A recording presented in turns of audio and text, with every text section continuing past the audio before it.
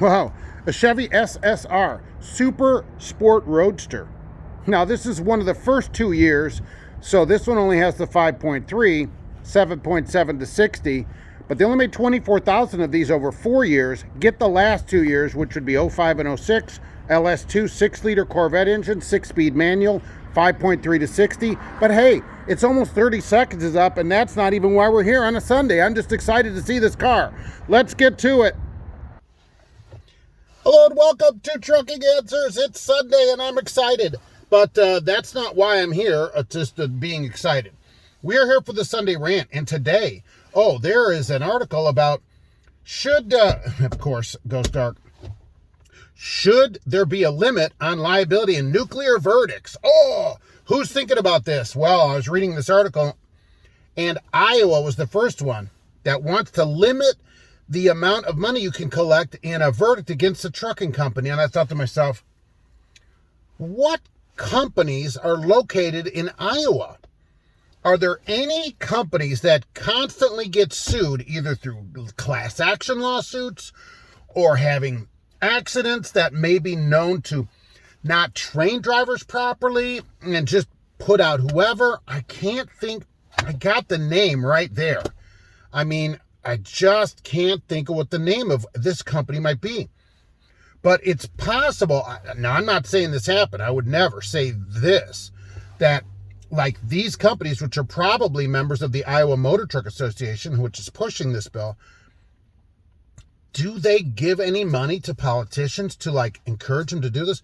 I'm sure that doesn't happen in America. I'm sure it's not possible to happen. But if it did happen, boy, that'd be something, wouldn't it? But this bill, get this, in Iowa, it's not passed yet, okay? Trucking companies cannot be held liable for negligent hiring and negligent training. That's exactly what they should be held liable for. They're the ones that hire you. They're the ones that provide training to you if you need training and to make sure that you're up to date on laws and stuff like that, ongoing training. And so this bill wouldn't allow it. I love it. So basically what the bill is saying is, hey, hire anybody you want. If you don't train them properly, if you don't, hire them properly, you don't do background checks and you don't check their records, whatever your negligence is in it. And remember, look, folks, I got to say, I'm not a lawyer. Okay. I'm not a lawyer. So this is just my opinion, not legal opinion. Right. You won't be held liable for that. And it says, and if you are, which I love, it's only $1 million. You see, we shouldn't limit the liability to companies that negligently hire and train drivers. It should be high. They have no incentive to do better if they don't think there's going to be any action on the other side. That's how we get them to change. Huge verdicts that a jury puts out. They get to put their case in front of everybody. But these are things that a jury then decides, yeah, you know what? You guys didn't train people. You hire people that don't know what they're doing, and then you don't train them, and then you send them out, and then you don't let them work anywhere else. What that's alleged to. And so then they're stuck and have no choice, and they're tired, and you still make them drive, and all these other things. And then, you also don't have any liability? They have no incentive. You see, companies are kind of like drivers. They don't like regulations until they like them. So this regulation they love. This is just going to help companies so that they could prosper. Do you think they're not prospering? It's like they're plating gold bars at some companies. It's like they're rolling in gold at places. They are so prosperous from this kind of, activity.